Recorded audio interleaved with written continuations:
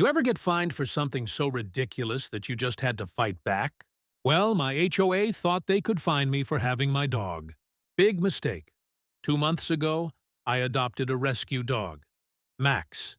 He's the calmest golden retriever you'll ever see. Doesn't bark, doesn't bite, just guards my porch and naps under the sunlight. But apparently, that was a problem.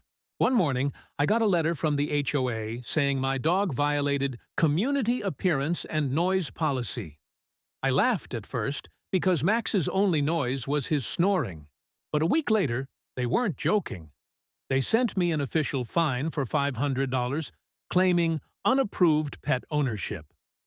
At that point, I decided enough was enough.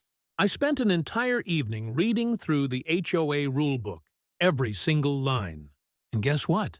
Nowhere, absolutely nowhere, did it say dogs weren't allowed.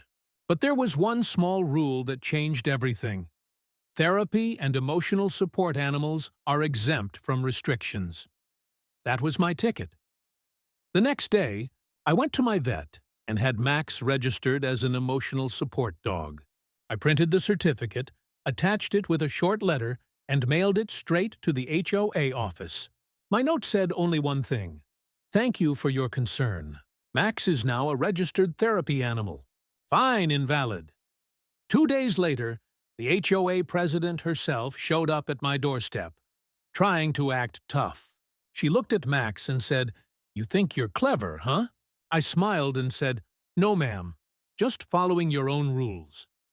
She walked away without another word. The funny part?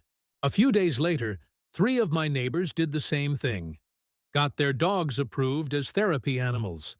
Suddenly, the HOA had no choice but to drop the entire restriction. The fines were canceled, and the rule was gone for good. Now every evening, Max walks proudly down the street like he owns the neighborhood, tail wagging, head high. And every time the HOA president passes by, he just sits and gives her that look, calm, proud, and fearless. Because in the end, they learned one thing the hard way: you don't mess with a man and his dog.